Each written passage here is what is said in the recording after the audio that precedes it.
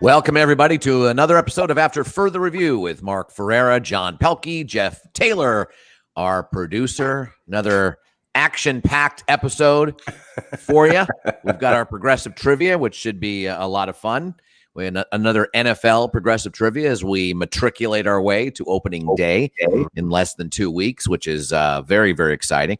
We're going to talk a little Major League Baseball today because it's the last season. It's the last month of the season. We're in September, for crying out loud. It's pennant race time. It is. And just past the mythical trading deadline, for God's sake. We have. And so there's a lot to talk about. We can talk about predictions or MVPs and those kind of hackneyed subjects, but I'm sure we'll do that because we often do hackneyed subjects.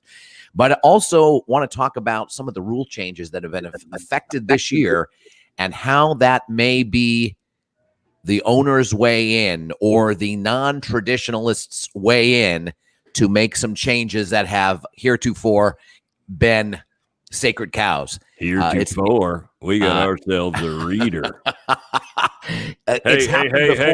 Hey, dumb it down. All right, there, college boy. It's happened before in Major League Baseball where you've sort of thrown out some test balloons in some funky situations, post-strike and the like.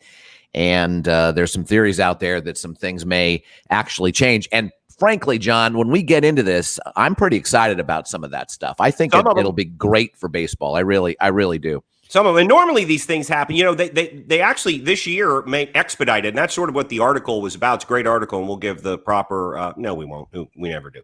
But I'll try to remember to let you know whose article it is.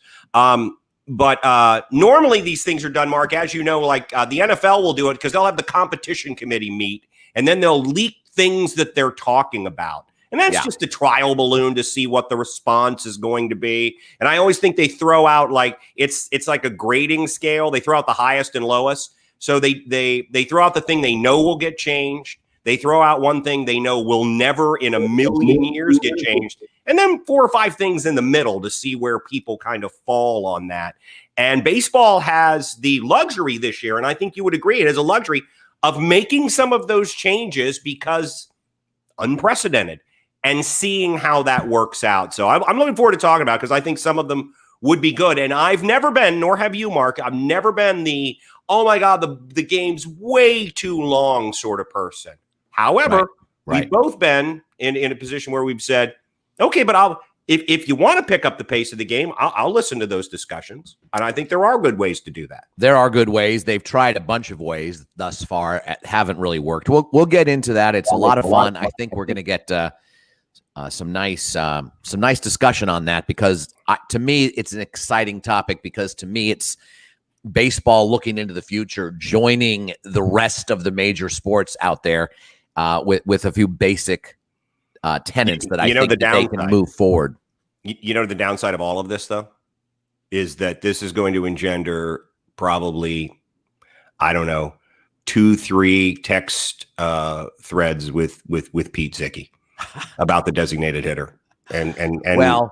I'm going to have to border on personally attacking him to shut that conversation down. Right, which is what you've been reduced to, which I would say that's a tip of the hat to Pete Zicki. That he's gotten you. He's worn me down a bit. Yeah, you can't. You lose your ability to be erudite. I know, and you just go after him. Well, it's a faux ability anyway. That's all built on a house of cards. So but only a few of us understand that at this point in time. Well, and luckily I'm saying it on this podcast, so it'll only be a couple more people. It'll remain a few of us. We're also going to touch on the NBA, NHL playoffs. My Flyers still alive. That was a great game too. That was a 3-1 lead in the third that they lost, the Flyers, and then didn't let it get to. I mean, didn't let that affect the momentum in overtime. So that's pretty impressive. But they're still down 3-2 against both of yours favorite pick for the Stanley Cup champion, the New York Islanders. This is my favorite. I kind of could pull for him. We have some potpourri we're going to talk about. Maybe touch on the NFL also. Kirk Cousins had some interesting things to say. We'll get into that. That should be a lot of fun.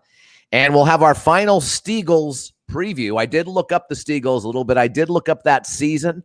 I did look up the schedule they had. I did look up the championship game that year, the playoffs that year. And it's it's pretty fun. It's a fun story. And I'm going to admit to something. I'm going to admit something right now. I was prepared to come on this show and beg everyone's indulgence to move that show to Monday, because I found out you could buy Stiegel's merchandise on Amazon, a Stiegel's T-shirt, and I really wanted, Mark, you have introduced the multimedia aspect of the deep dive, which I of course am opposed to on so many levels. Music, video, PowerPoint. Right. I was going to institute the wardrobe for the deep dive, putting tons of pressure on you because you wear nothing that wasn't given to you. I mean, practically everything you own is swag. Clothes have never mattered to me. Right. Well, we know. Just look at me. And they've always mattered. It's always meant a lot to you, John. It really has. Aesthetically, yes. I'm all about the aesthetics. Yes. There's nothing beneath the veneer of my aesthetics. Even my erudition is an inch deep, but it is a mile wide, so I can jump to another. I can quote F. Scott Fitzgerald, and then if people want to get into a Fitzgerald discussion, I can then move the ballpark to John Dos Passos, and then it's an elaborate shell game, and it really is, and you're quite good at it. You've been doing it now for 55 years, and 56. 56. Well, the first year you were just kind of getting your ducks in a row. I came out bobbing and weaving, pal. Okay. I came out bobbing and weaving. So we're going to talk about that. And so in other words, Amazon is not going to deliver that in time. I couldn't get it on time. If I could have gotten it by Monday, I felt like I couldn't beg the indulgence of the massive audience that we have and ask to push it to Wednesday, and I just never would have heard the end of it from you. I thought Monday I could get away with. I think that's something we should talk about. Jeff, please chime in on this, because let's think about this now. Let's think about this. If we move it to Monday, now granted, there's two sides to this. If we move it to Mondays, then we lose all of our overreaction Monday thoughts. I didn't want to move the them NFL all to Mondays. But if we move it to Monday, we lose we gain our fantastic friendly football Fridays that we could get into and preview all the games. Do you know what I mean? How cliche can we be? Do we give up on Overreaction Monday or Football Friday? Fantastic, fun football family Friday. What is it? So perhaps we do it on Wednesdays from here on out. Maybe it's Wednesdays. Hump day, nobody cares. Nobody cares. Yes, this additional day that was supposedly, and if we do it every 2 weeks on Wednesday, that gives you a lot more time. I don't know what we should do. I do think we should have a little merchandise and wardrobe. Anything that brings you closer to embracing the medium that we're actually in, I'm all for. Now there is a somewhat of a roadblock to all of that, because I was going to purchase this, and I still may. Even though, I haven't had a job since February. So probably purchasing things for a one-time 45-minute discussion of the Stiegels might be a difficult sell to my wife. That may be difficult. Hey, hi, honey. I want to buy something. Food? No. Dog or cat food? No. All right. What is it? I want to buy a T-shirt that commemorates a 77-year-old football team that only existed for 10 games in 1943, because I'm going to talk about it on the podcast for Mark's family and friends. So what do you think? I'll give you a choice as to how that ends, Mark. I'll let you finish that. Does she A, acquiesce happily? Mm-hmm. Mm-hmm. B, tell me that under no uncertain terms. Thank you. That one's difficult for me. That I can't do that. Or does she physically attack me with the closest large object? A, B, or C? I think it's a combination of B and C, with also D, you're seriously injured as a result. Yes. Okay. So very nice. I think she's going to react in no uncertain terms violently. at you, and that will end up injuring you to some degree. Thank you. The other downside to that is if I buy a shirt that has a logo mid chest, I have to do the whole show like this. That's the thing I was going to ask about. So that doesn't really make a great deal of sense. And for those of you listening on the pod, I stood up so you couldn't see anything. But if it was a hat, that makes sense. I don't do hats. My hair looms large in my legend. I know, you're like Jack Kennedy. He did not do hats. If he would have just accepted, I do not believe that a man with vigor should put a covering on his head. That is all. So there you go. Any input, Jeff Taylor, our producer, as to if we were going to set a deep dive? And remember, it's only once every 2 weeks.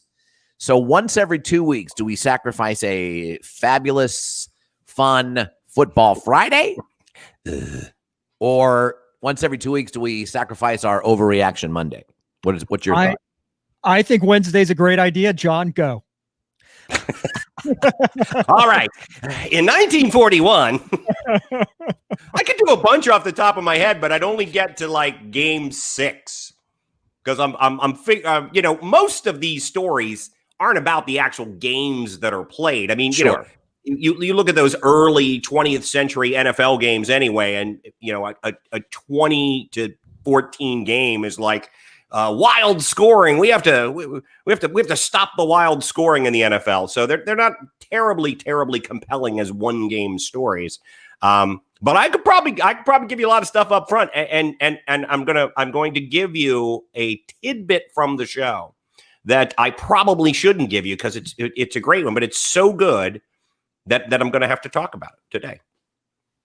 Unless we run an hour and 55 because we're trying not to. Of course, we're already well. I'm not happy. I'm not helping by actually having conversation. Yeah, the great thing about this show for me is how much I can aggravate you, because it's just so apparent that when you are set on we're gonna get through this.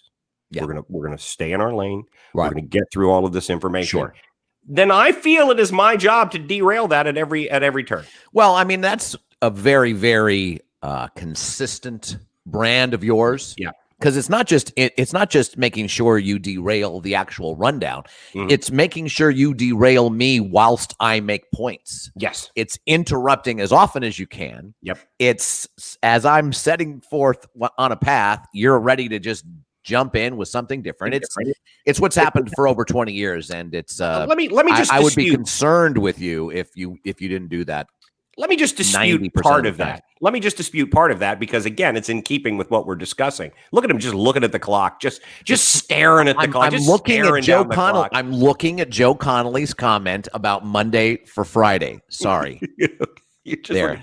I'm not planning any of it. You know me. Preparation. No. It's way overrated. It's just in my immediate DNA. Yeah. Our good friend Riley Claremont always says he'll believe anything for 10 seconds. You could literally tell him anything. There's a large muskrat in the yard drinking a martini, and it needs to talk to you about the Brewers. And Riley'd be like, for 10 seconds, Riley'd be like, Jesus, I gotta know Brewer stuff. And he'll tell you for 10 seconds.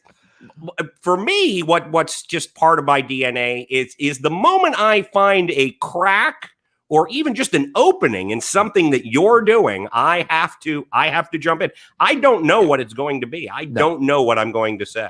No, I know. It's spontaneous. And I've got to be on my toes. I've got to constantly be on my toes. I think it's good for you. It is. I think it's good for you. Otherwise, I'd relax and just, And it builds up. It builds up a lot of. I think the listening and viewing audience gains a lot of. It gives them. It paints you. It paints you in a place where you seem like you're a figure that needs some level of support. You're a what's the word I'm looking for? It's engendering sympathy. It's engendering. I guess that's it. I didn't want to say sympathetic figure, but it makes you a sympathetic figure. Which you would admit you are not in any way. In truth, a sympathetic figure. No, but I do spend most of my life trying to create that aura around me for everyone I know. Everyone I know, I sort of expect them to go, oh, give me every benefit of every doubt. Yeah. Because I'm a sympathetic figure. Right. And it's my job to create to expose the myth that is. Right. But of course, again, that plays to my thing, which is that I have to create this hard shell, quippy, witty, rapier-like attack on everyone, because what it really exposes is the weeping child that lives within me. The desperately needy. Yes. Child quiet desperation. The quiet desperation that lives inside of John Pelkey. Yeah. And has since he exited the womb. Bobbing and weaving. All right. I got us almost 20 minutes in before we got to the progressive. So let's go to my our work is done. Let's go to our progressives right now. First set of clues. We'll make a call at the end of this show. How's that, John? We'll factor in all of our listeners' ideas. Joe thinks we should move it to Monday. Then I just want to say this. I want to say this in conclusion. I will be fully prepared to go on Friday. This is not for me to not do a show on Friday. And I really only was going to change it to Monday for the one time that I could wear the Stiegel shirt. But again, I think we've discussed why that was probably not a great choice on my part. So we can definitely talk about it. We may want to change it regardless. Yes, sketching. Exactly. It is. All right. I've spent 12 years plus in the NFL. That could be either, I don't want to make it seem like it's present necessarily. Played for 8 head coaches, had over 800 solo tackles, so it's not a quarterback, 9-time plus Pro Bowler.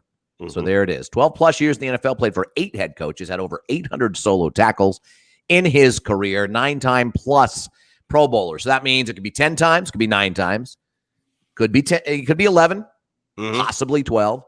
800 over 800 solo tackles means it's under 9 as a rule.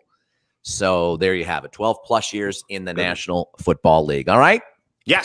Pretty nebulous start. Good one though. But at least it's a defensive player. At least I've given you that much. Fair enough. All right. So let's talk about Major League Baseball right now. And let's talk about some of these rule changes that are out there right now. And before we get into that, let's set this up, John. The way the article sets it up is it talks about the trial balloon, if you will, even though Major League Baseball claimed it wasn't a trial balloon, when they were up against the umpires and they wanted to position themselves into a stronger position because there was an impending strike or an impending battle between the umpires and Major League Baseball, they instituted the box around the batter's box so you could see if the pitch is a strike or not. Right. And for broadcast, the umpires were livid because it's like you're evaluating us like this. It's going to turn the public even more against us than Wait they a minute. are already. We're going to be held responsible for actually calling balls in. Whoa! We did not sign up for that. And the classic thing about it all is that Major League Baseball claimed, no. This is just for the entertainment of our audience. And it was exactly what the umpires thought it was. Yep. And it was their tool to evaluate them. Now I will say this, that this guy, what's his name? Richie Phillips. I mean, talk about a clam. He was the head of the umpires union, I believe. Yes, head of the umpires union, and just made all kinds of wrong calls, misreading the landscape epically. He just overreacted initially. It was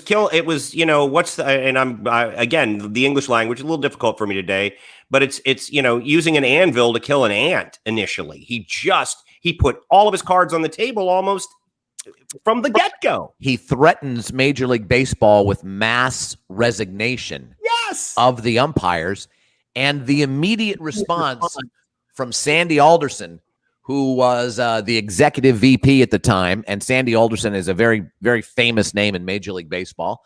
What was the line? He said something that he looked calling the move either a threat to be ignored or an offer to be accepted. Yes, I know. That is not the first reaction you want from something that is that life-changing in the sport. And it turned out that a vast majority of those umpires, John, never got their job back. Yeah, some of them did. There were some court cases where some guys came back, but yeah, you're absolutely correct on that. It's just, what was the quote? I had the quote about Leo DeRocher, which he had an infinite capacity for making a bad situation worse.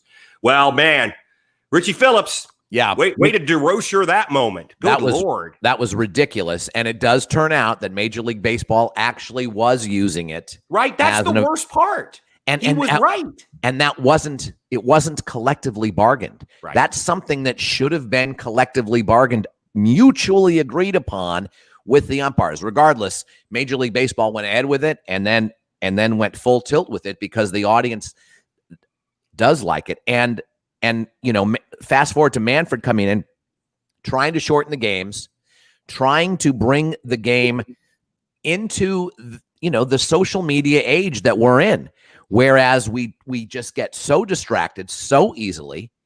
And I think a lot of the attempts to shorten the games didn't work because essentially until they made that call this year, John and Jeff, and I think it was this year where you have to have 3 outs.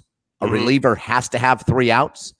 That has done more to shorten the game than anything else because essentially what would happen is that the first 6 innings of a game would be as long as the last 3 innings of the game. Right. And that would be the issue there.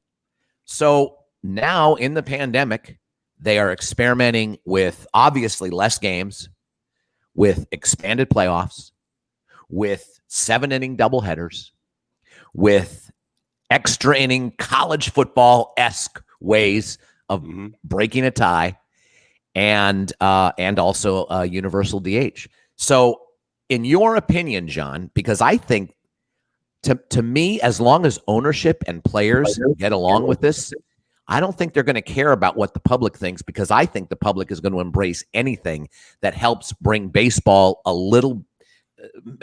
help it feel like it's a modern sport, if that makes any sense. Yeah, no, I don't disagree. As much as I hate to admit it, I think the universal DH is a given. Yep.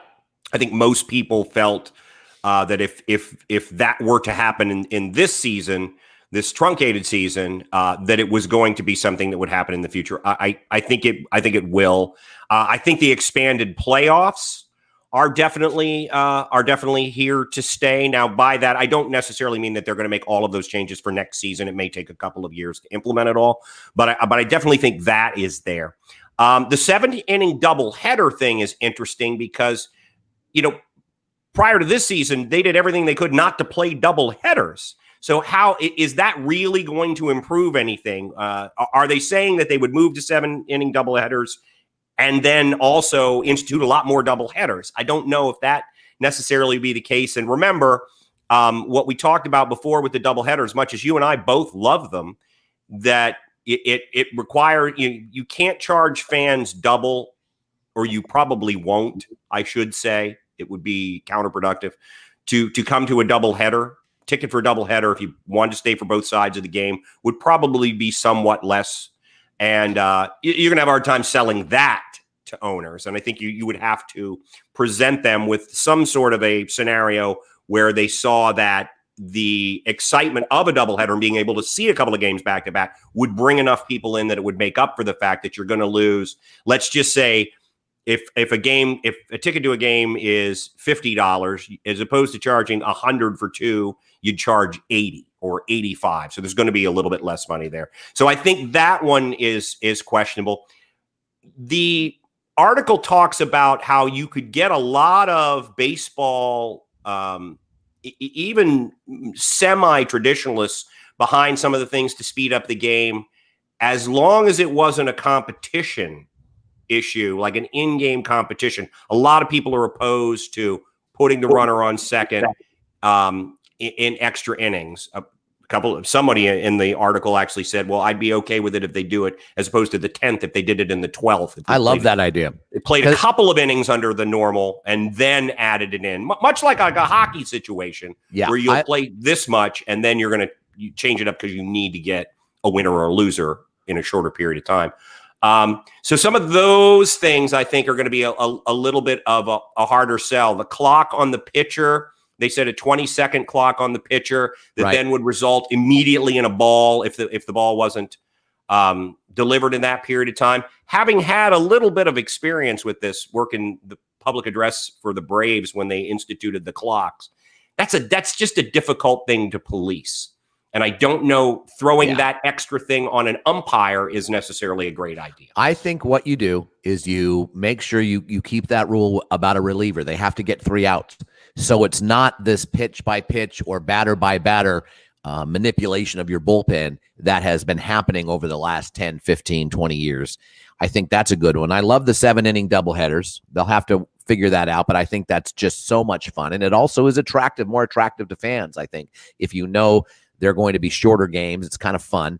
I do love the idea of what they're doing this time around with regional scheduling and just essentially obliterating the idea of a national and an American league. I don't think there's any problem with that. You can still call it that, right? But treat it like the NFL. Treat it like the NBA. Treat it, there is nothing that prohibits you from playing as many games as you feel like against the other league or against the other conference, if you will. In other words, California could have its own division. Each division is 5 teams. There's 5 teams in California.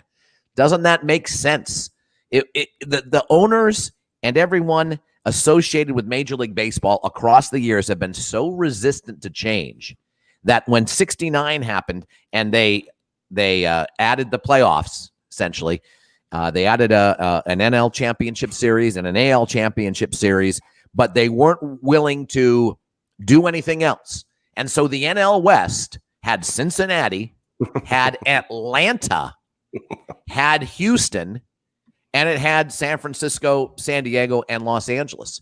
It's just ridiculous, absolutely ridiculous. I just think this pandemic and everything associated with it has opened everyone's thinking. And I love the idea of keeping things regional. Like, let's get a New York Yankee, New York Met rivalry going. I mean, why not? Let's get a Philadelphia Philly and Baltimore Oriole rivalry going. Why would, White Sox and Cubs? Why not? A's and Giants, Angels and Dodgers. Well, I think they saw when they instituted interleague play, which, gosh, boy, if people not old enough to remember the battles in discussions about that were as heated as anything I've ever seen in sports. People just, you'll ruin the game. And immediately those White Sox, Cubs, and Mets, Yankees, Dodgers, Angels, those were the games that initially drew the most interest. And I think that's illustrative moving forward, that those regional games, because, hey, you know what? You don't fill your stadium up if you're the Los Angeles Angels of Anaheim down the I-4, take a left in Van Nuys or whatever the hell they're called now. If they're not filling up a Wednesday night game against Kansas City, Seattle, are they still in the? They are. Didn't they move to Oklahoma City, or is that someone else? Am I missing? Is that a wrong sport? It is. I think the regional rivalry thing, because you'll have Dodger fans if you're doing a Dodger Angel game. I mean, it really does make sense. It cuts down, and that's another thing. Because follow the money. These teams will spend less on travel. Yeah. So there will be that mitigating some other things. It's the first time in over 50 years. It's or almost 50 years, I should say. It's the first time that the entire sport is playing under a uniform set of rules, which has always been an obstacle to overcome. They're all playing by the same rules. And yes, in this instance, there are going to be second guessers, because if you look at Oakland's schedule, their division they're in, they have really bad teams in that outside of Houston, which is not much better than mediocre this year. They have really bad teams, and that could explain why they look like a juggernaut record-wise, right? For instance, whereas the NL West has some really good teams. There are 4 teams in there fighting for a playoff spot, and makes the Dodgers and their what they've done look even more impressive. So there's going to be some bitching and moaning about what happened this year, but the fact that everyone's operating under the same set of rules to move forward, I think people are ready for the change. Now, what's interesting, John, is that the what is it? The insistence of not doing the DH for the National League all these years, since 1973, we're talking 47 years, the insistence, to your point, and I'm going to say that, I've been instructed I say that a little long, a little too much. Really? But I will say that in this situation, Who's giving you notes? following the money, that's what's worried NL owners the most. Because DHs are pricey. And they do not want to get involved in that. And if it is all about follow the money, then that might be a tough one. But I frankly, I'm ready to give up that ghost. I think the ship sailed on it. And it makes me unhappy because I much prefer, and cue the Pete Zicki outrage, I much prefer the National League game, even though I grew up as an Orioles fan and an American League team. I like the National League game, and I always will. But I understand that things change, and I think that in the end, to your point, it'll be better for baseball. And you got to give a little credit to Bud Selig on this one as well, because he did away with the president of the National League and the president of the American League. Because I remember as a kid, you get a baseball, and the name on the baseball wasn't the commissioner of baseball. You either got an American League or a National League baseball. And it was, Bill White, or it was whomever when I was a kid was the president of each league. And he did away with that because they were no longer, they operated as if they were two different companies, essentially, because that's how they came together when they merged. The way that Al Davis wanted to merge, he didn't want to merge at all, but the AFL and the NFL, he wanted them to remain separate under the umbrella of professional football. But I think we've seen in the NFL that it's a better working model not to do that. And as much as it's devalued all-star games, certainly, which really, those are fun reason to get together and watch a baseball game in July because you couldn't convince your friends or your significant others that to get together and watch, the Milwaukee Atlanta game on July 11th. And overindulge. But you could do that if there was an all-star game stuck in there.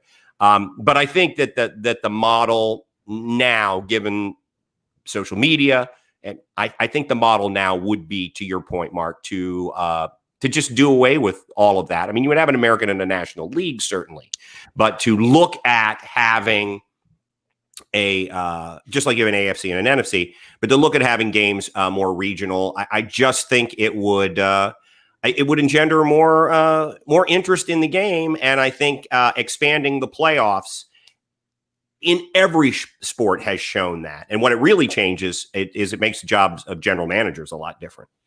Well, it would expand the revenue pool if playoffs were expanded, and it would also increase attendance if there was this radical realignment. For instance, California had its own division. It would increase attendance. People would go to the A's games that don't go to the A's games right now. You brought this up.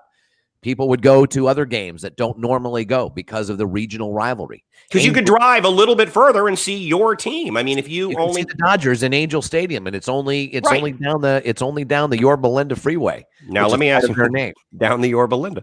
Now let me ask you this, Mark, because you're a Northern Californian, and there's a border war, East Bay, West Bay. Would your family drive to Oakland to see a Giants game?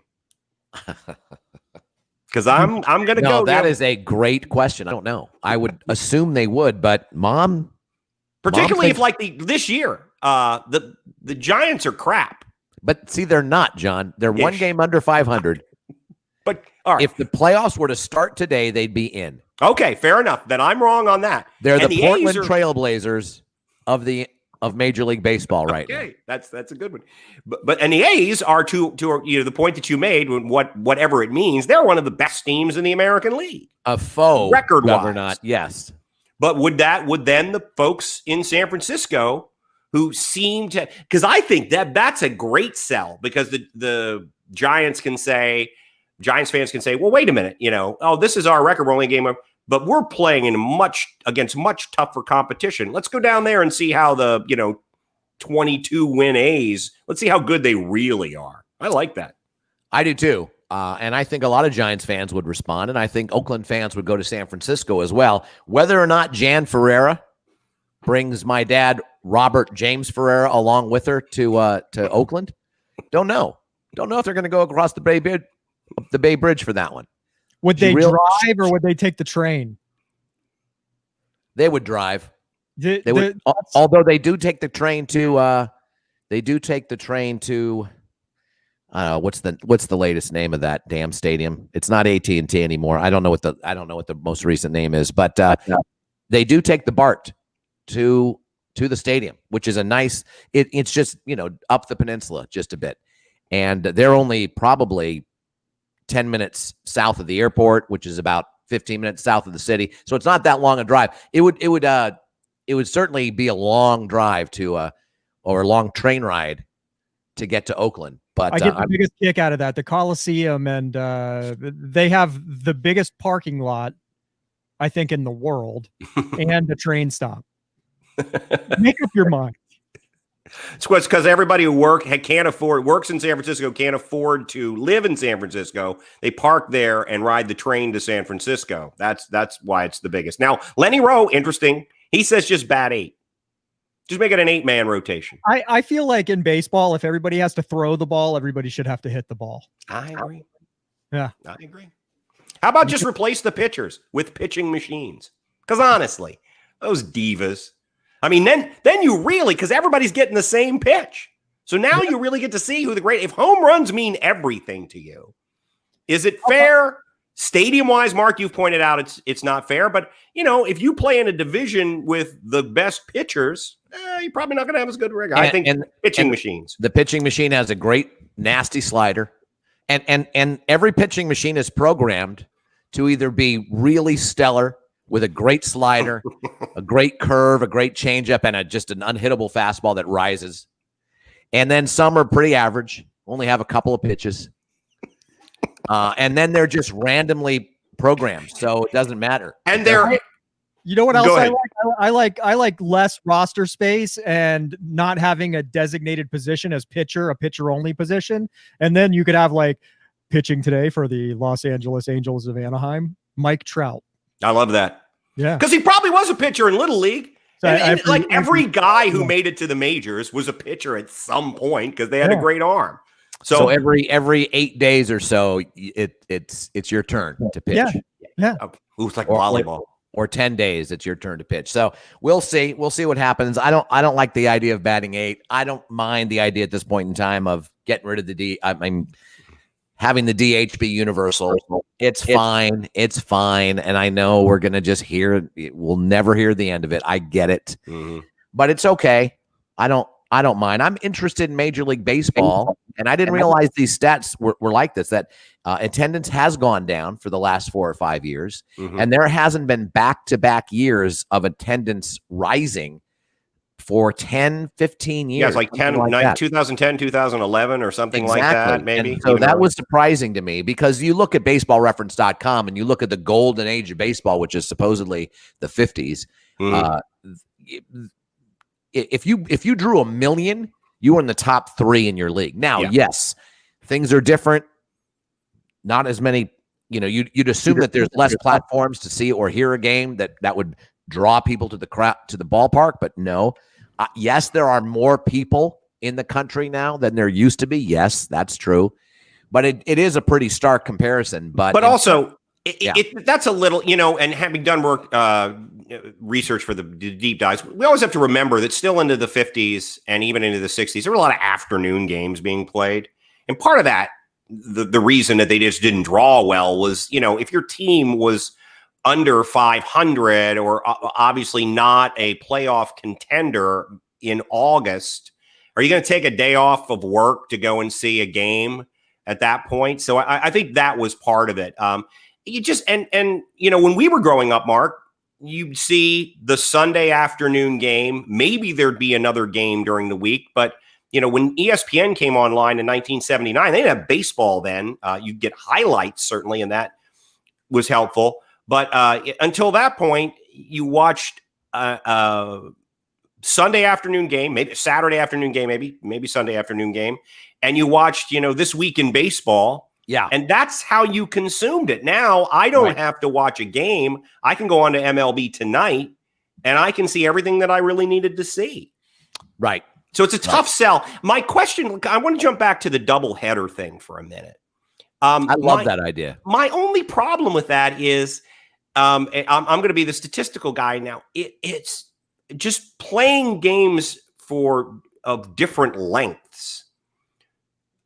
Just that just sort of bugs me. Well, I think that some of that thinking, along with putting a runner on second base, which is an odd thing too. It is, to do, even if it's in the 12th inning. They're also talking about bringing it back to 154 games for the season.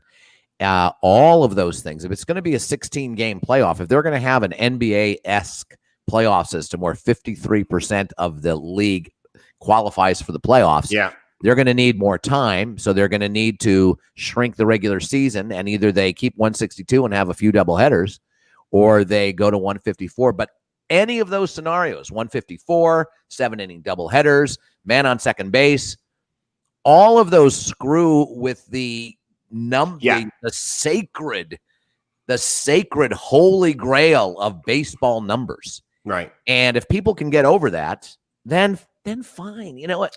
Well, let me ask you this. Because I'm going to stay in the money thing. I'm going to stay with the money thing for a while. If you have a doubleheader, 2 7-inning games, and a doubleheader, and your second game is rained out, and you have to make it up, you're going to make that up as a 7-inning game. Okay. So you'll honor the tickets from the second part of the doubleheader, but then, most games not necessarily sellouts. So now when you sell a ticket to that 7-inning game that's going to be played on its own, you have to charge people different, right? Because you can't charge them the same if they're going to get 2 innings fewer of baseball. Unless you have a few dates set aside for doubleheaders. So that what they do is that they just say, all right, this date and this date, we've set aside that if we needed to do a makeup game, if we needed to do something like that, we can do it on this Friday, the 13th, or whatever it is. And now it's a doubleheader. And now folks get a chance. If they've already paid for those tickets, they're going to have to figure something out. But you pick a team that you're not going to get a big crowd. See, now you're making it much more difficult. So you're saying that you have a normal 9-inning game on that Friday, and then you drop a double. I think what you do is you make them both that way.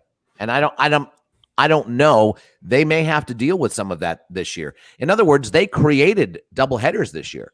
Mm-hmm. Because they had to. There were so many postponements. Sure. So they created doubleheaders. So I think you would just create doubleheaders with postponements. Maybe you don't schedule them at all. I don't think there were any doubleheaders scheduled. But there's been a lot played because of all the cancellations. So you treat it the same way in Major League Baseball. I just see that running into a lot. I'm not saying I'm opposed to it. I'm just trying to think of the arguments on the other side. And you know me, for whatever reason, I focus on process a lot. And I just think the wheels that need to be put in motion for that, because everybody is always like, we'll just play it on another day. And it's like, well, is that stadium basically only used for that?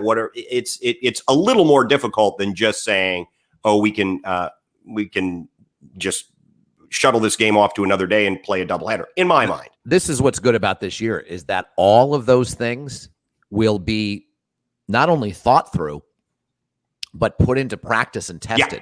Because all of these games that have been, all of these doubleheaders that have been created started with a game that was originally scheduled for a 9-inning game.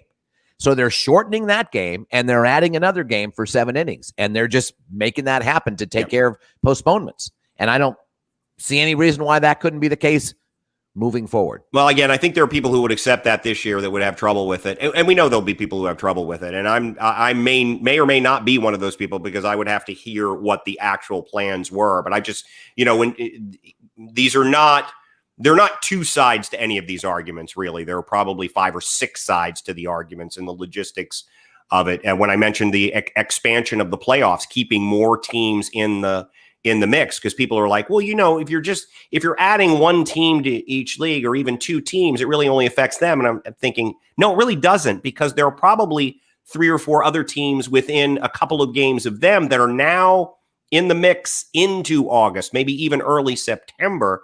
And that really changes general manager's job. And that boy messes with the mythical trading deadline. It does. Too. Thank goodness. Thank goodness. It messes with the mythical trading deadline. Because that's always been kind of a funky thing to me. But I do think making necessary changes throughout the course of the year is fun, especially when you get players who aren't stars or who aren't even everyday players, but they're gonna fit a certain role on your team. And if you have a general manager that understands that dynamic, and that manager and that general manager have that communication, that can be really fun. But this rent-a-player kind of deal, that got popularized. I don't know why. I always go back to David Cohn. I always go back to him as sort of the poster child for rent-a-player in the mid-90s, when all this sort of seemed to start happening a lot. Yeah. This mythical trading deadline and these rent-a-players. And I think David Cohn has 18 world championships because he would just get traded to the team that just needed that one extra, shut down starting pitcher. Wasn't he once on a team that got that lost in the playoffs, and then he immediately went to another team still alive in the playoffs and pitched for them? I'm relatively certain that happened at some point. David Cohn, look him up. That's a good deep dive. David Cohn. No doubt. Yeah. That's a lot of fun. All right, let's go to progressive trivia. Let's get the second set of clues in after we review our first set. We're looking for an NFL player who's spent 12 plus years in the NFL, played for 8 head coaches, had over 800 solo tackles. So this is a defensive player, clearly. 9-time plus Pro Bowler. So it's 9 or more, and not that many more, but could be more. Probably not exactly 9. First round pick. Played with Garrison Hurst and Keith Brooking. Remember Keith Brooking, guys? Former Georgia Tech linebacker Keith Brooking. Keith Brooking. Good player. And then he played with Atlanta. I think he just stayed in the state and had I don't know if he's a Hall of Famer or not, but he was multiple Pro Bowler. He was a big player for that Falcons team back in the day. Went to a school that hasn't won a national championship in over 35 years. How about that? Played in 9+ playoff games and at least 1 Super Bowl. So there it is. And over 35 years. What's that? That's 85, right? Yeah. 35 years ago. Yeah. That was since. Well, okay. Interesting. Yeah. Let's see if we have any picks from, I don't know. Do you see any picks in there, Jeff? From Joe or from Lenny? Yes. Was it Derek Smith from the San Francisco 49ers? I don't know your defense's names. No. Derek Smith. I don't know. Alden Smith. Speaking of Smiths, Derek Smith. Yeah, you said Derek Smith. That was the guess. I don't remember him with the 49ers. Yeah. Alden Smith, though. Remember talking about him 5 years ago, John? Yeah. And all the legal problems he had, and what a great talent he was, and they had to finally jettison him. Well, of course, you know who picked him up 5 years down the road. What's that? Was it New England? That's a good guess in terms of guess who picked him up. But the next one is the Dallas Cowboys. They've got Alden Smith. And I was actually listening to a program earlier today laying out what Dallas has. And yes, every year they come in with loads of talent. You could argue that the last 25, I mean, if I'm not mistaken, guys, they have not gotten to a conference championship game since the last time they won a Super Bowl 25 years ago. I think I'm right on that. I believe you are as well. So they have not even been to a championship game in 25 years. Yet in that quarter century, they have had lots of great players. They had T.O. and arguably his prime, Tony Romo, who was a very good quarterback. They've had great wide receivers. They always have a great offensive line. They have had loads and loads of talent. Now, I agree that this year, too, is going to be their bounce back because I think they had a great year in 2016 with Dak. I think Dak, that's his rookie year in the NFL. 2018, they had a great year. 17 and 19, they both kind of they went down. I think they're going to have a good year this year. I really do. And with CD Lamb, who all reports say he's just lighting it up. Yep. There might be some additional excitement. Brand new coach. Yeah. Better coaching, because I think we all on this show have agreed that Dallas generally underperformed. Even in the years that they made the playoffs, they just did not seem. And I love to get behind Ivy League guys, and Jason Garrett went to Princeton, but they just struck me with Garrett that they were not a well-oiled machine, and I had to lay that at the foot of coaching. And I think it's difficult to coach for Jerry Jones. Frankly. I agree. And answer me this, guys. I have a guess, by the way, and I'm kind of proud of it. Have you sent? Oh, very good. Was it very good, John? Was it the 35 years? Yep. Look at you. See, yeah, absolutely. I almost said 40. I almost just said how many. And then I thought, no, that's going to be too easy for John. So let me do this. But you still figured it out. Nice work. Nice work. Thank you. Okay. Let me ask you this, because I have thought about this, but I could be wrong. I don't think there's an NFL coach who has won a Super Bowl with more than one team. There's NFL coaches who have coached Super Bowls with more than one team. Don Shula, Dan Reeves, right. John Fox. Yep. Parcells. Off the top of my head. Parcells, good call. Mm-hmm. But have any coaches won with two teams? Just two. Shula didn't? No, he didn't win with Baltimore. No, he lost with the. He lost the famous game. Right. He played one with the Colts, and he was gone by the time they won. Which, by the way, I think I'm focusing on that year for the deep dive. 69? Well, in the NFL? 68 in the NFL? Well, no, not the NFL, the whole arena. Okay. It's pretty amazing. It's phenomenal. I can't Might want to push this thing back then. You're going to need that extra time. That's an adult portion. Good Lord. It is an adult portion. We may have to break it up into two parts. By the way, Lenny now said, because you were going to say 40, you gave it away, which sort of did when you said you were going to go with 40. But that's okay, Lenny. Mark's family already knew what it was. He commiserates with them beforehand. Yeah. In the picking of the progressive trivia. I mean, do people know? Do people know automatic? I guess they can look it up, but do they know automatically who won the national championship in 1980? If you do, then good for you. They should. I mean, if they're good Americans, they're good people. I mean, so who won the national championship in 82? College football national. Then see, that's one I should know right. 81 is Clemson. I do know that. Penn State, I believe. Okay. Yeah. Lenny will chime in seconds to tell me that the fact that I didn't say Penn State immediately, I've been lessened in his eyes slightly. Yeah, Penn State 82 and 86, right? 86 for sure over Miami. Pretty sure it was 82. The Vinny Testaverde 17 pick game, which was brutal. All right. So that's progressive trivia. Keep guessing if you don't know. Congratulations, John. You got it right. So let's touch on the NBA and the NHL playoffs, shall we? Again, my Flyers still alive. So are John's Canucks. What's that?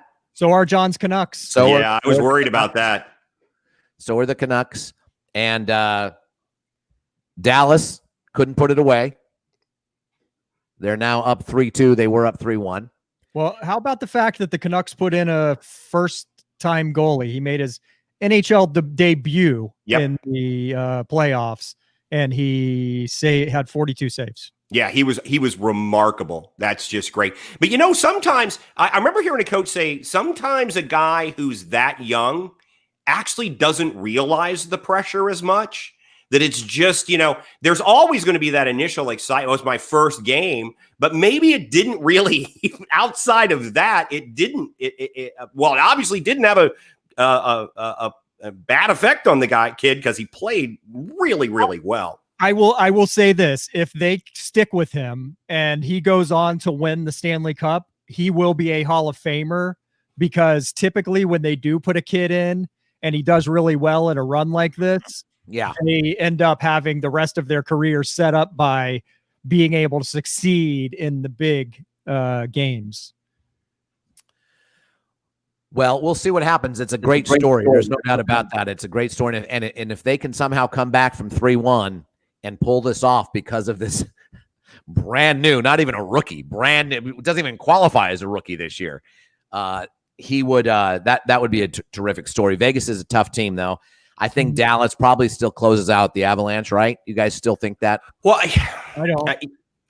You think Colorado's going to come back? I just think they're going to. I just think that they may. I think the Avs have somewhat underperformed, frankly, and I think what you saw was what I kind of expected out of them. It's a tough tale, but I wouldn't be shocked if they come back to win. I mean, I took Dallas, but I would not be shocked at all. Colorado's the better team. I think so too, but they haven't played. They haven't played as like the better team. That's the problem. Well, you're a Capitals fan. Remember all of those years? Yes, I do. But they. I mean, that was the Avalanche team. I think a lot of people expected to see, and we really haven't seen them at all throughout. So we'll see. We'll see. Is that the turning point, or are they staving off the inevitability?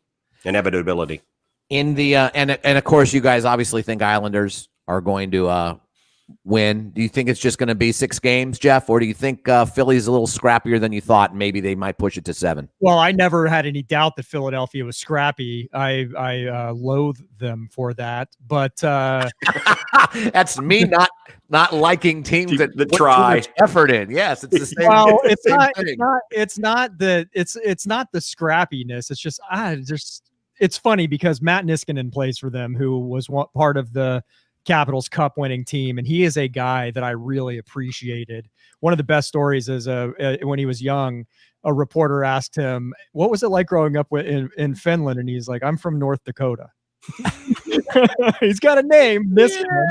Yeah, but come on, isn't North Dakota often referred to as the Finland of the Midwest? I mean, if you look at the people, you would be far off. Not at all. But I don't know what it is about Philadelphia sports that I don't like. I don't know. I just don't like those teams, and I don't like Claude Giroux. I don't like Jakub Voracek. They just seem like jerks. I don't know if it's the uniform that they put on that makes them seem that way, or if it's them. They actually are that way. I don't know what it is. Hey, as a Caps fan, I hated the Flyers. I've hated the Flyers my whole life. But here's what I think. I think if the Isles win it in 6, if the Isles win it, they're going to win it in 6. They lose it. Well, obviously they can't lose it in 6. But if it goes to Game 7, I would be hard pressed not to pick the Flyers. I differ from you in that opinion. Yeah. I think that Philadelphia will win Game 6, and then the Islanders will close them out in 7. All right. Well, there it is. There's the bet. Yeah. I'll bet every penny I've made since February 18th. And so will I. Excellent.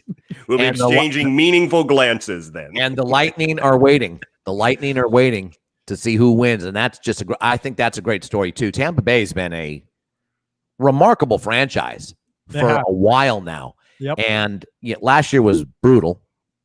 They became the first President Cup winner to lose to get swept in the first round. Right. We knew they wouldn't win the cup. We knew that. That's a given. But we didn't expect that. And they are the biggest team. They get these just enormous guys who can skate. I don't know where they're either getting them out of Finland or North Dakota, from what I understand. I went over. It's been a couple of seasons, but saw a couple of games over there with some friends, and my God, some of those guys do not look like the giants they are on the ice, and they would be they're going to be a tough out for anybody. Maybe this is finally their year to break through. They're in the conference finals this year. They won the President's Cup the prior year. The year before that, I think, was your year, right? With the Caps, and they made the conference finals that year. Yep, beat them in the conference finals. Had a 3-2 lead in the conference final, 1 game away from the Cup. They've had a lot of success in the regular season and the beginning of the playoffs. Yeah, they just can't get over that hump. And maybe they are, because we talked about it beforehand.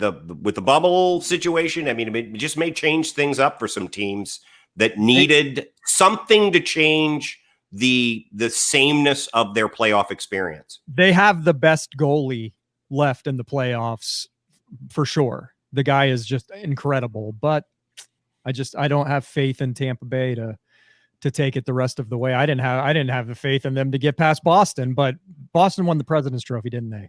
Yeah, I think they I did. think they did. So Should have better known. exactly, Jeff. That was This weird hockey season has me all flustered. I guess I should never bet on the president. Normally, exactly. That's the first thing you do when predicting the playoffs. Let me tell you something. Yeah, not going to make it. If I were a team that was, the last couple weeks of the season, and I was challenging for the President's Cup, and it wouldn't affect my playoff position too well, I'd tell guys I'd fine them $10,000 if they ever took a shot in the last 7 games. That's it. Don't you ever shoot. We are going to play 4 corners the whole game because it'll just kill you. It is a playoff killer. Oh my God! Didn't the St. Louis Blues win the President's Cup like 11 years in a row? They may have, and they certainly didn't last year. So there you go. Clearly, yep, there it is. They obviously didn't. Back to the Cowboys real quick because we're gonna kind of wrap all this up. I think right now, and we're right at an hour. I think we'll table the Kirk Cousins thing, or maybe we can briefly talk about it. I'll tell you what. We'll talk a little NFL after we do the last set of clues. All right, let's do it. Progressive trivia. Here we go. All right, 12 plus years in the NFL, played for 8 head coaches, had over 800 solo tackles, 9-time plus Pro Bowler. First round pick, played with Garrison Hurst. Keith Brookine went to a school that hasn't won a national championship over 35 years. That was the clue that John Pelkey figured out somehow. Played 9+ playoff games and at least 1 Super Bowl. If I would have said 30 years, that would have made it a lot harder because that includes Penn State. That includes other teams, right, John? Right. Yeah, but there were a couple other giveaways. I'll tell you in just a second. Really? Yeah, there was one very specific one because I went, wait a minute, and you may not have done it on purpose, but wow. Started over 200 games. Went to a school in the SEC. He's a Hall of Famer. 50+ career. Interceptions. It's a NFL progressive. Let's do a little NFL talk. I have a theory about Dallas this year. I'll talk about it after we briefly mention Kirk Cousins, who had an interview with someone, and they were asking him about life in COVID. Yes. Preseason NFL football. Mm-hmm. And he is personally of the mind. He'll wear a mask. Mm-hmm. Because he's trying to be considerate of others' feelings. Yes. But he has never been worried about the disease. Understood. He has he hasn't taken anything into regard the whole time. And that's just where he is. If we're up to him, no one would wear masks, mm-hmm. and everyone would realize it's not a big deal. Well, and he basically said, if I die, I die. And he said that among other things. He said it's sort of survival of the fittest. Mm-hmm. And I don't think I'll get it, but if I get it, I have faith that I believe that I would get through it. I would navigate it. What did you say he has? He has belief. He would get through it. A lot of faith, and I think that does factor into it. I think he thinks if God wants him to have coronavirus, then that's part of the plan. Mm-hmm. If he dies of coronavirus, that's part of God's plan. That's the way Kirk Cousins is. He's very much a man of faith. Cue John Pelkey. No, I'm not going to. I'm going to take a different position than you thought. I'm going to take a different position than we thought. I don't agree with him at all on any of that, including the faith thing. I'm an atheist. I admit it on the show. I fully am. Former Catholic altar boy, all of that. But I will say, initially, I was kind of worked up and I wanted to go after Cousins because I have been a Kirk Cousins apologist in your mind. I got under your skin. I got under his skin right away. He says, religion makes people stupid. And I said, I never understood your affinity for this guy. And then he just comes after me personally with the same kind of phraseology. And it was hilarious. But you've always had an affinity for him until he disagrees with you. No, that's not true. I've had time to think about this. I think he's wrong. I think he's wrong about the masks. I think he's wrong about all of it. That's fine. We're all allowed to have different positions. But I actually think I have to give Kirk Cousins credit, and I'm going to. Because within the body of all of that, he did say that because of others, he does wear a mask. Yes. When he's around others.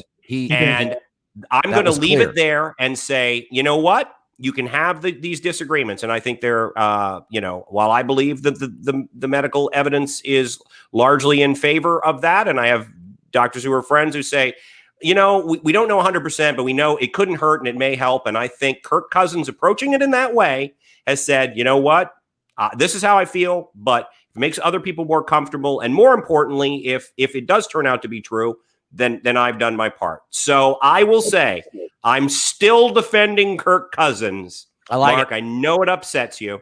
No, in this case, I like it because you were going after him initially because of his faith, basically. And then you thought through it and you realized, well, part of his faith is making sure he treats others the way he wants to treat himself. And I'm all good with that. And he's practicing it in real time, even though his theocratic and theological beliefs are I would say stark opposition of yours. And I would say the approach of I am not a social Darwinist. The approach that survival of the fittest thing, I think societies are judged by how they treat people in the shadows, the people who need help. And if and there are people, Kirk Cousins is a world-class athlete who probably, unless he has some pre-existing condition we don't know about, probably would be able to survive if he were to get the virus. Though, again, there are still some questions about lingering things that happen if people do. But I worry that, if we were to follow the idea of the survival of the fittest, it would be it's kind of a eugenics thing, which is horrible, where it's like, well, those people were sick anyway. I thought you were about to go into a Vince Scully defending eugenics. I gotta tell you, Kirk, I've got high blood pressure, high cholesterol.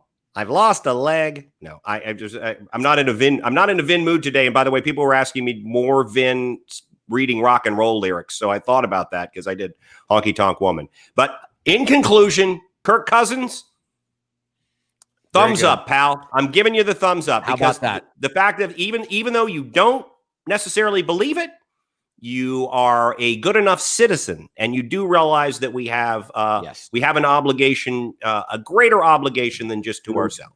Yes, absolutely. And he does know that, and he believes that in his faith, and he's acting on it, even though he doesn't think it's a big deal. Right. So I think that is. I'm glad you saw that in the article. I'm glad that in the end is what's landed with John Pelkey.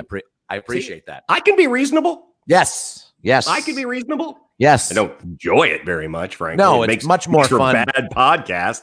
Much more fun to be 5 pops in and just spewing bile. Yeah. So, all right. About the Dallas Cowboys, I do think this is going to be a special year for them. I do think they're loaded, and I do think that this is going to be a special year. And what I mean by that is that they are going to make the playoffs, and they very well might make the championship game this year. Mm-hmm. That means they've got to either beat Tampa to get there, San Francisco to get there, or Seattle to get there. And they're going to have to beat one of those teams to get there, more than likely. Maybe Green Bay. Perhaps Green Bay, even Minnesota. Yep, Minnesota is looking interesting as well. Not once Kirk Cousins gets the corona. He's not going to be wearing his mask.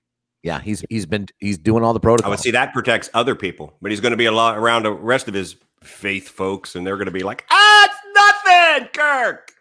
John, you're an anti-theist, not an atheist. My wife calls herself a non-theist, and she prefers that to atheist. But I think we talked about that in our show about 5 years ago. You're just not a theist. You're just not a theist, right? So there it is. But I think Dallas is going to probably make the championship game. I don't think they're going to get over that hump, but they will break their 25-year streak of not going to a championship game. I mean, that's just remarkable to me. Jacksonville's been twice in that time. That is let's just start and end there. I mean, as much as we love on the Cowboys, we also need to just point that out. Yeah. That Jacksonville has gotten to 2 more championship games than Dallas has in the last in Jacksonville's entire existence. Yeah, Carolina's gotten to a couple and a Super Bowl, for God's sake. Yes. So there's a lot of teams that have had a great deal more success. When you look at the Cowboys, I think what has hurt them the most is, weirdly, Jerry Jones has stuck with someone that wasn't going to put them over too long twice with Romo and then with Garrett. I don't know. I don't think that I disagree with you on Romo completely. I think Romo was not well coached, but I think he's done that with coaches that acquiesce to Jerry Jones, and he's been too loyal to those coaches. And that has been a problem for him. It's the same thing that I think affected, and boy, I hope Riley doesn't listen to this, that affected Don Shula late in his career. He had assistant coaches that just, and these are people who know a lot more about football than I do, but I've heard other people talk about it, who the game had in some way passed them by a little bit. They were not as successful or effective as they had been, and Shula stayed with them too long, and I think it negatively affected the Dolphins. But I think they stayed with Marino too long as well, in my opinion. There you go. That may very well be true. I mean, he retired in 99 when Jimmy Johnson got there in 96 or whatever it was. Yeah. He got rid of him then? Yeah. He would have got some value. He would have had a Herschel Walker trade for the Dolphins as well. Possibly, but remember, I know everybody remembers he lost his last game 62-7 to Jacksonville, the aforementioned Jacksonville Jaguars. But he'd won a road playoff game the week before in Seattle, because that's when Seattle was in the AFC against a 9-7 team or whatever it was. Yeah, I mean, he won a road playoff. And that was a game. Jacksonville team that only lost 3 games all year, and they lost them all to the same team. All to Tennessee, yeah. So the thing is that I do think they hung on to Marino too long. I know that's a controversial statement, but I believe that's true. If Jimmy would have been allowed to go with his instinct, which I think was to jettison Marino and have another Herschel Walker trade, Miami would have been in a better position afterwards. That would have been a tough sell in South Florida, though, even outside of management to sell. Herschel Walker wasn't very. They weren't very happy about him being traded either. No, because Dallas was bereft. He wasn't quite as iconic, though. You know what I mean, Jeff? Yeah, he wasn't iconic. And Dallas was so bereft of talent then that the fans showed up to see Herschel because they were just, hanging on to people too long. They hung on to, I think, Tom Landry too long as well. But that's why I don't agree with you about Dallas necessarily, Mark. I think certainly they could be a playoff team, but I don't think that's a team that in Mike McCarthy's first year is going to get to the NFC Championship game. Maybe not, but I think the excitement of a new coach, the excitement of a guy like CeeDee Lamb. And they're going to win a lot of games in that division.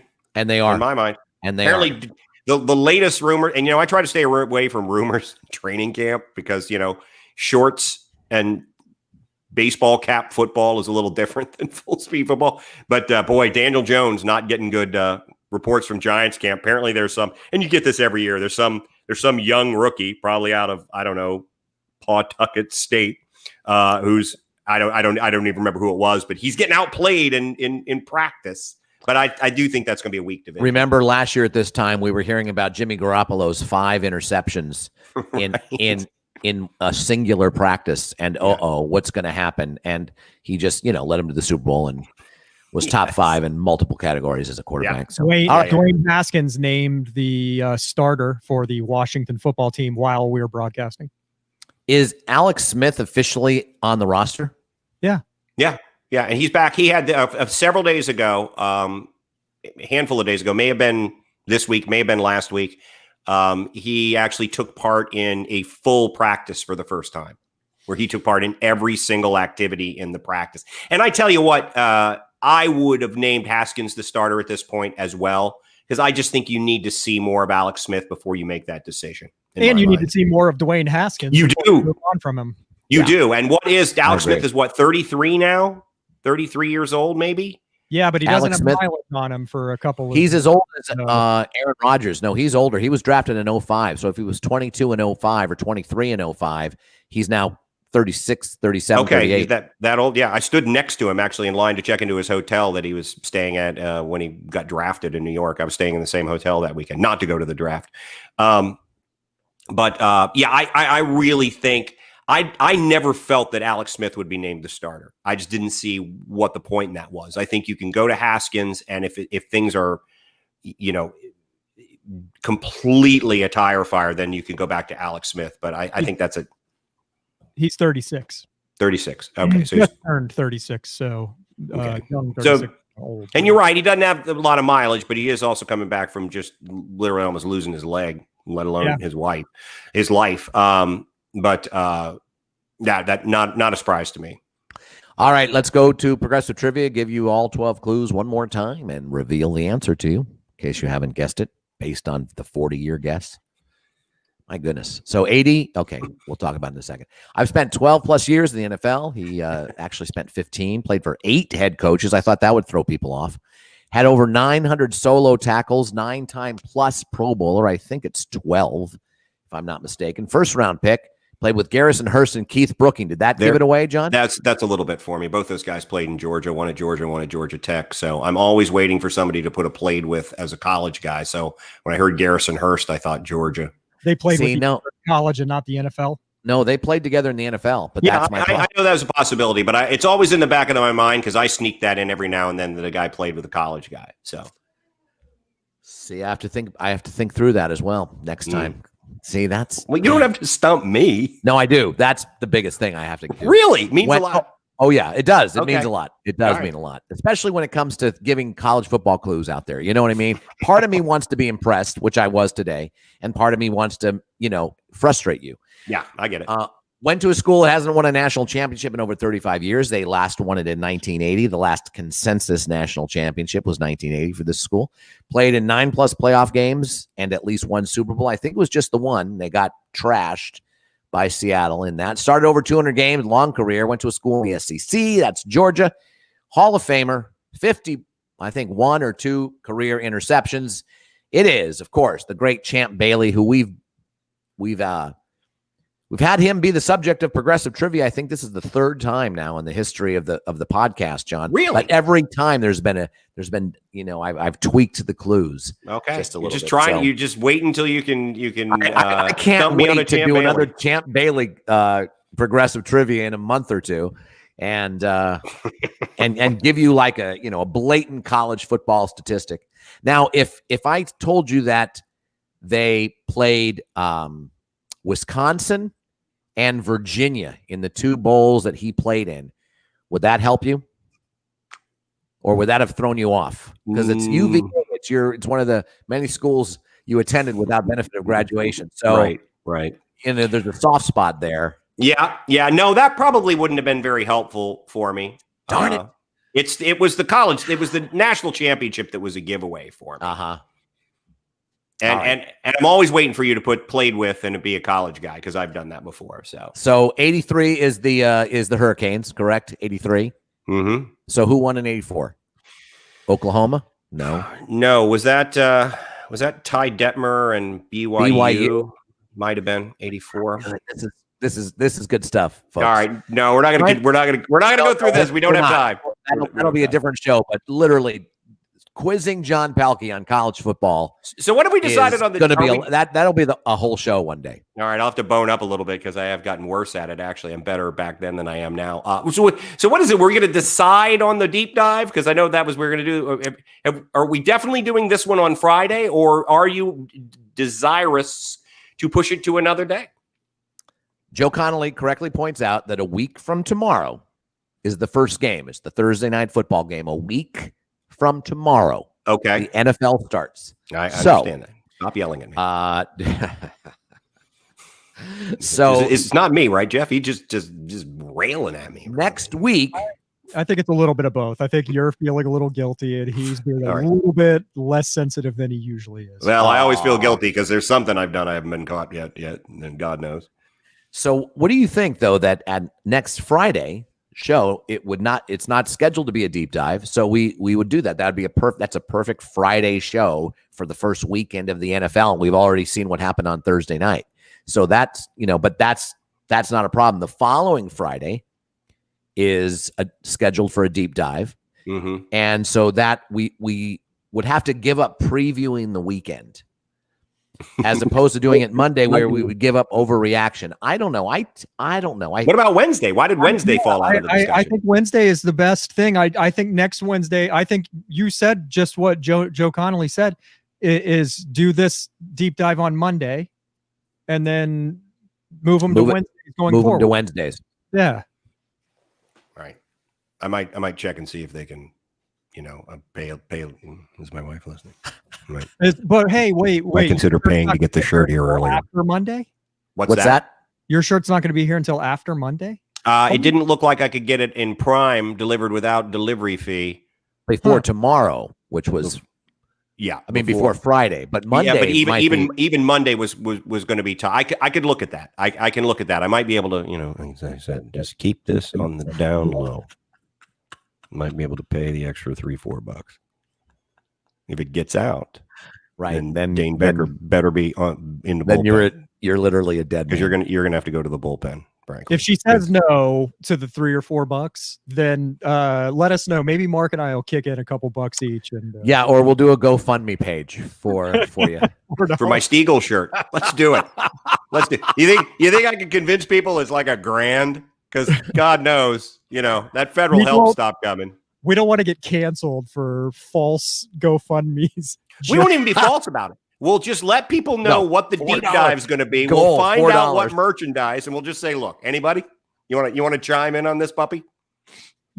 I think it's a great idea. It's hilarious. We do a GoFundMe before every deep dive. By the way, that's perfect. That's perfect. By the way, Lenny thinks you'll talk. You'd fold under questioning, Mark. I don't think there's any doubt about that. I feel confident about that too, and it's not because I think that you are bad at keeping a secret. I think it's just you're not a liar. Well, see, let's. You think I would just tell Jody? I would just squeal to Jody? I think if there was something in it for you. Yeah. What could possibly be in it? Maybe she would. Maybe she's gonna. Maybe say, "I need $4, Jody. I'm really poor these days." She told John, "You finally get your younger co-host."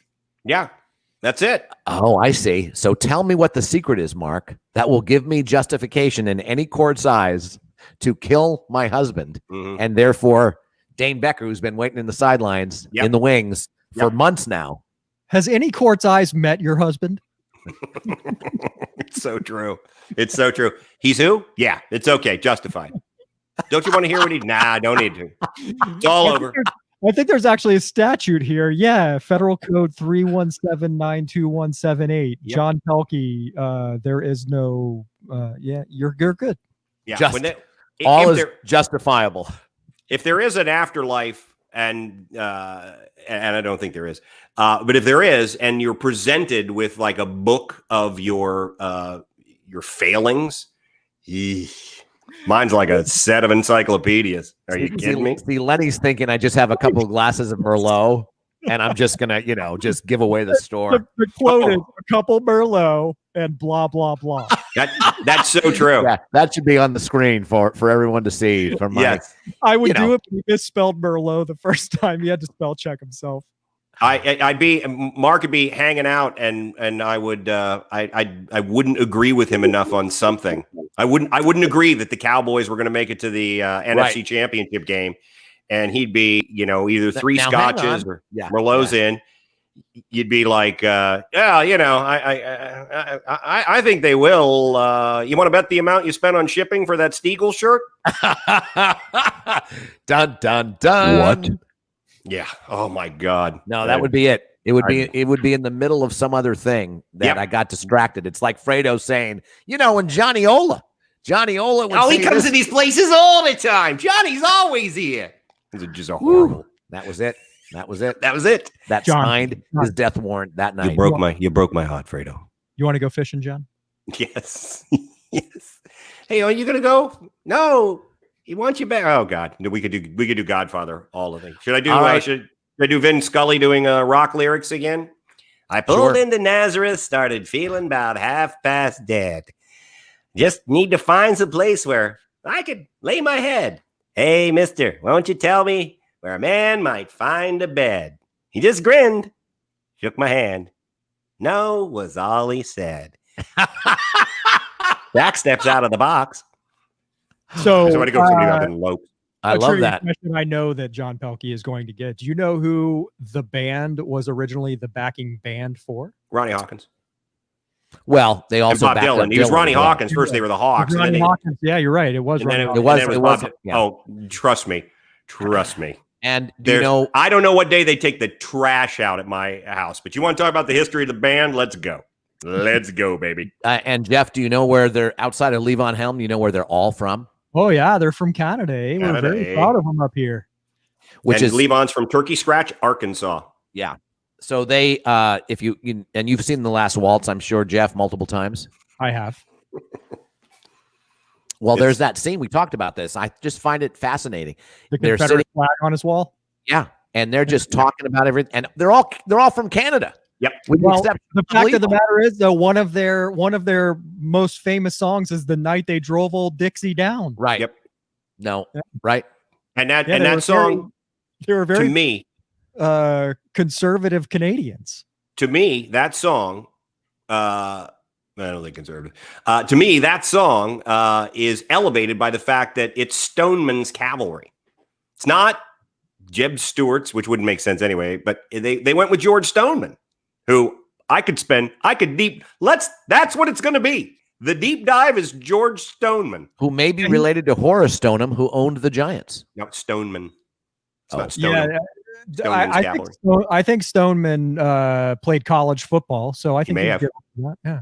He may have He helped invent baseball along with Abner Doubleday. And I don't think The Night They Drove Old Dixie Down is a testament to how great the Confederacy was. It's a testament to what it's like going through a family going through this kind of thing, and it's a great story and covered by Joe Baez too, right? So I think it is a great story. So I don't, to me that's night and day. It's not defending a statue of Stonewall Jackson. No, but you are. I made a joke, and you got it all. You're getting all serious. Yeah, you really did. You got it all wrong. Look at him. There it is. He just wants to go there. It's in his DNA. No, and immediately he's going to be, and in the middle of the discussion, it'll be, how much did you pay for the delivery of that Stiegel shirt? You're only going to wear it once? God, that was financially a terrible choice on your part. So Jesus, I was down a Ferrero. I was down a Ferrero Land Road, is what you're telling me, Johnny? Listen, Jeff. I served on the Danville train with Virgil Caine, and I need you to know that was a story of a family. It was. I know you know this. You take what you need and you leave the rest. You should never have taken the very best. Just Vin Scully reads rock and roll lyrics. Well, and I think having Davey Lopes or Ron Say at the plate every single time. I went with Steve Sachs that time. Because when you do go to someone else, it'll be noteworthy. I didn't hear the Steve Sachs part. Is this after the band?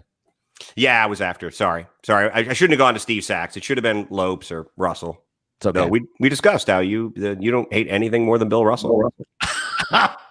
So no, not the basketball player. Ron Say or the Penguin? Davey Lopes. Do Bill Russell. I would rather you do Steve Garvey than Bill Russell. Bill Russell is the living embodiment of the Cardinals winning the World Series this year. And that's exactly it. It's just like that's exactly it. There's just no place for that in baseball. There's no place in baseball. There's no place for that. There's no crying, and there's no place for Bill Russell. He hated Bill Russell. All right, that'll do it for us. I didn't even get to tell you my amazing thing we didn't decide when we're going to do the deep dive. For God's sake, I'm the one's not hung up on this completion thing. All right. So Wednesday of next week, we just stick to Wednesdays? Yeah, let's move it to Wednesdays, because I do think that during football season, leaving Mondays and Fridays open makes sense. And how many sports are going to be going on during in the fall? If we're going to do it, maybe do it on the Wednesdays. And I'm going to try to keep it more succinct. So I will tell you my one very interesting fact, if you don't mind. The Steagles were coached by two head coaches. One of them was Earl Greasy Neal. Both of the guys are, by the way, in the Hall of Fame. One of them was Earl Greasy Neal. One of the things you run into when you look at early 20th century NFL players, most of them wanted to be baseball players. Football was not anybody's favorite sport. There were like 7 guys who their favorite sport was football, and the rest of them were all washed-up baseball players. Greasy Neal, who was the head coach of the Philadelphia Eagles and co-head coach of the Steagles, Hall of Famer, played on the 1919 Cincinnati Reds that beat the White Sox He won a Wow. World Series. Wow. He spent like 10 years A in Major tainted- League Baseball. A tainted World Series. Does it really count? The Reds World Series in 1990? To his death, he argued that they'd have beat him anyway. To his death, he argued they'd have beat him ananyway. But I knew there were some guys who played both back then, but Greasy Neal was, and I had no idea for this because I knew who he was. I knew a Hall of Famer. I know way too much about early 20th century NFL football. Greasy Neal was a member of the 1919 Cincinnati Reds. That's great. See, Isn't that great? That's what these deep dives reveal. Those connections, those strains from the core part of the story into other cool stories that are epic. That's one of my most fun thing about the deep dives. All right, have we done all the business? Can we close up the show, John, finally? Yeah, and I'm pretty sure I can get without any delivery, I can get that Stiegel shirt here on Wednesday. So here it is with no delivery fee. Wednesday it is. Deep dives from here on out on Wednesdays. Mondays and Fridays will be reserved for our cliche football preview and overreaction Monday. For Jeff Taylor, John Pelkey, I'm Mark Ferrer. Everyone be safe, happy, thriving, and we'll talk to you in a couple days.